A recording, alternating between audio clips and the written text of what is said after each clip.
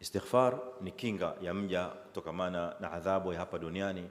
Allah azza wa jalla tuambia, wama kana Allahu mu'adhibahum wa hum yastaghfirun.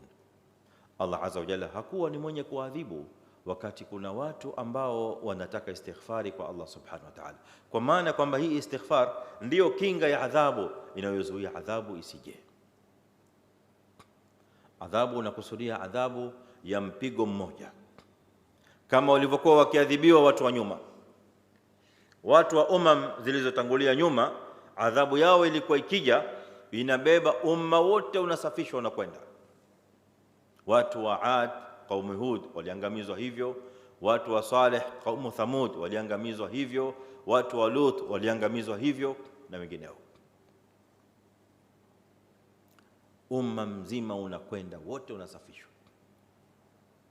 Sasa kwa Mtume Muhammad sallallahu alaihi wasallam hilo halikufanyika, na sababu yake ni kwamba sio kwamba hakukuweko na mushrikina, sio kwamba hakukuweko na watu waliokadhibisha aya za Allah azza wa jalla na waliomkadhibisha Mtume sallallahu alaihi wasallam, kama ilivyokuwa katika umma zilizopita. Walikuweko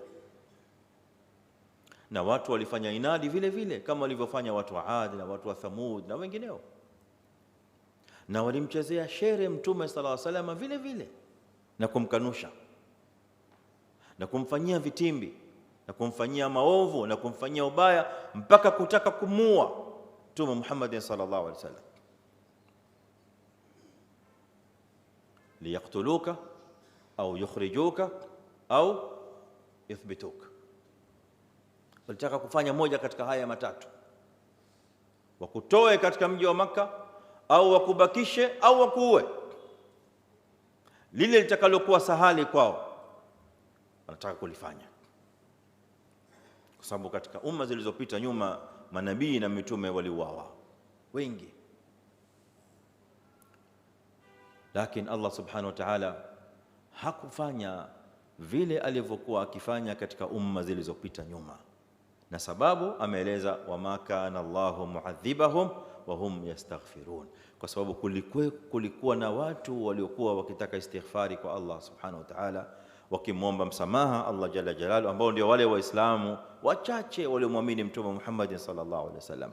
Wale ndio waliokuwa kinga ya adhabu kuteremka, aman min al-adhab. Kinga kubwa ya adhab ni istighfar.